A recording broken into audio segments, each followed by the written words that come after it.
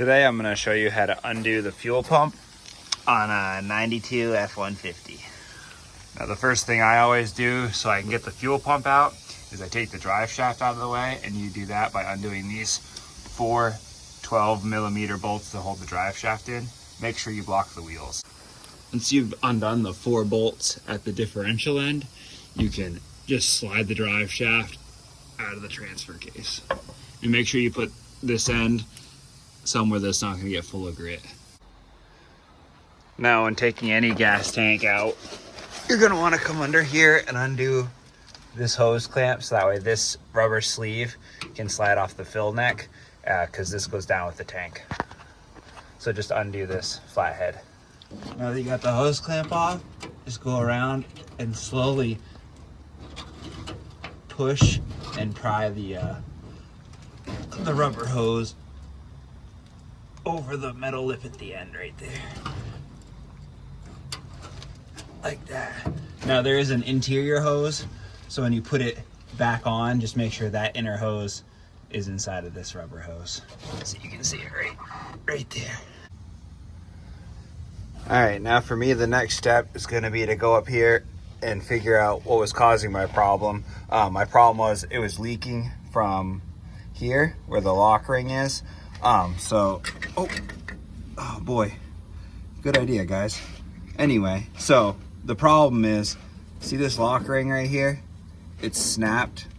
So I was having fuel leak out here when I filled the tank. So of course right now the tank is full to the max, as you can probably see. So I'm gonna have to siphon that down. Now if you were gonna just do your fuel pump, you wanna drop the tank, but before you release these lines, you wanna release the pressure out. To release those lines, it's pretty easy. You just take a flathead, pop this clip off, and then take your fuel line tool here, slide it underneath and in, and that'll release the teeth inside. If you don't have this, which I think is pretty cheap, just a few dollars at O'Reilly's, you can use like a dental pick and you can pull the inner fins off on that clip. And how to relieve your fuel pressure on a straight 6.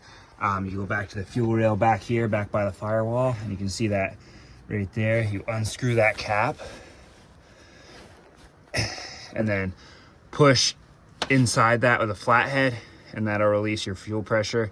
It'll obviously dump fuel, so just have a rag to catch it.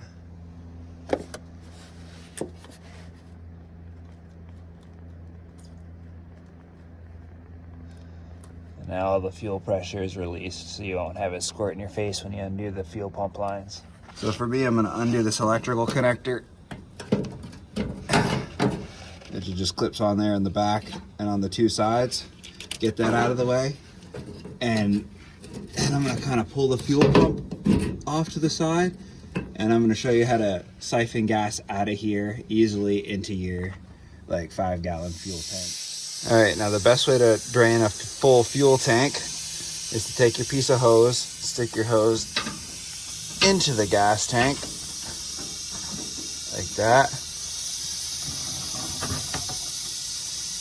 And then, of course, I just broke my camera holder, so I'll try and make do.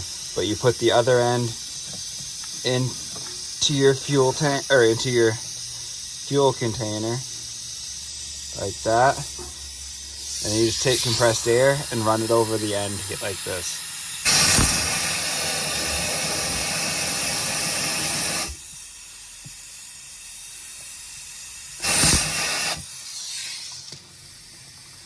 And now it's running.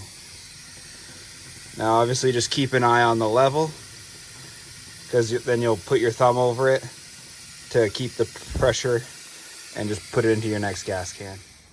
Now that we have the fuel tank mostly empty, the next step is to undo these 2 bolts that hold the gas tank straps up. They're 14mm. There's one here, and then there's one at the back of the tank there. Once you undo those 2 bolts, the gas tank will come down. So put your jack stands underneath. In my case, I just put 2 logs here because I'll just drop the tank down, and then work underneath the tank, and I'll be able to just pull the fuel pump out, slide my new fuel pump lock ring on, and then be able to put the tank back up.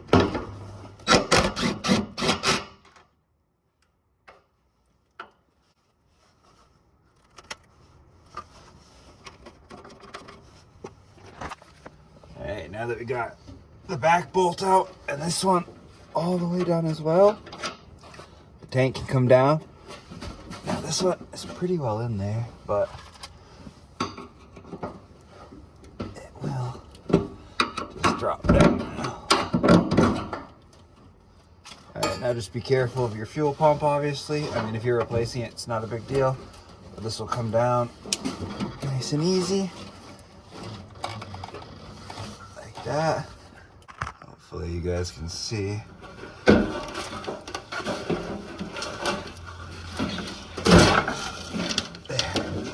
Alright, so now the fuel tank is most of the way down. Hopefully this is visible. Alright, so to get the fuel pump out, you got to be a little careful because the float and the filter and all the mechanisms are to the side. So just kind of work it out slowly. You'll kind of feel which way is possible for it to come out.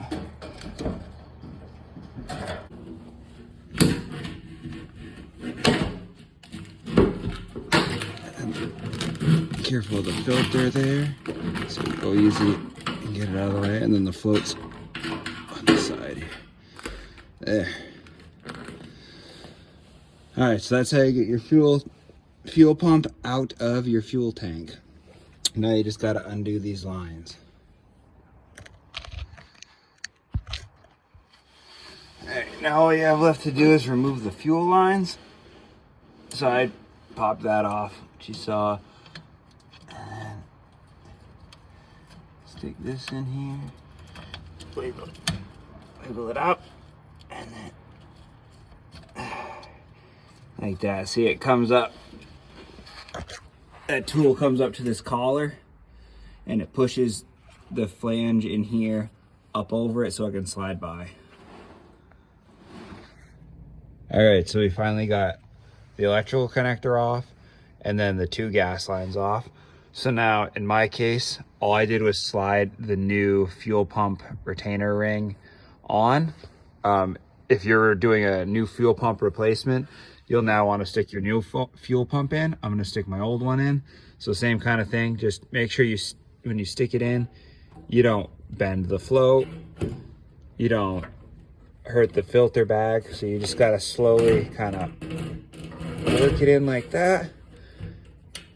And just go slow with it. Just work it down in. And then in my case, I know that I had my hoses sitting in about that direction right there. So I'm gonna stick that down. And then before I get the tank back up underneath the truck, right above the floor, the bed floor, I'm gonna put the lock ring on where you have a lot more room to work with the tank down. And then when I get the tank up in the air, then I can easily connect these fuel lines. All right, now that you got your fuel pump back in to your fuel tank, it's time to put the lock ring on.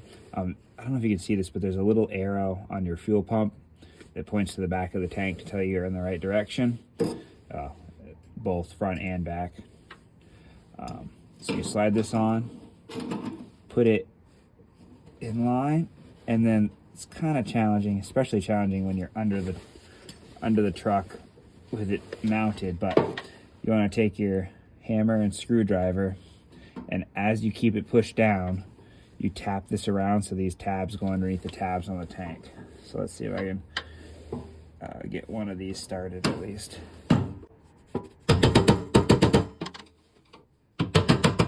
Oops, yeah, I've missed. This one's on top, so that's not what I wanted.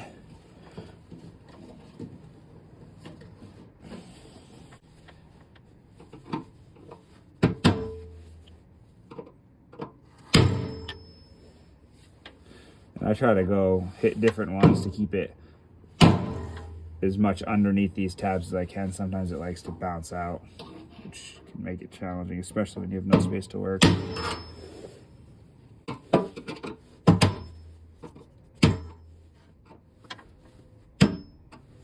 It looks like I'm getting it slowly, but little by little.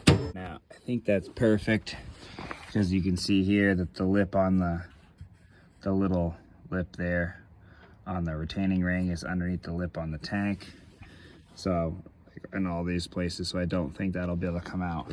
Now, you'll just kind of do the reverse process of what you did to get it out. You'll lift the tank back up. The only difference is this hose, the fill line hose, make sure you get that up through there when you're lifting the tank up, so it goes back out to where you fill your tank up with gas. If you leave that below the frame, you're gonna have to drop your tank back down to get it back up, or undo the hose clamp here and feed it through after, but it's definitely more convenient to do it first. So now before you slide your fuel line onto your fuel tank, look inside. It's kind of hard to show, but there's little fingers, kind of like what I'm holding in my hand. And if any of those are broken off, you'll want to take a pick those out, and then grab a pliers and just pull it out, and then place this new one in there, so that way there's a good strong connection to keep your line held snugly onto your fuel pump so there's no leak. This is what the fuel line will look like when you have the new retainer clip inside.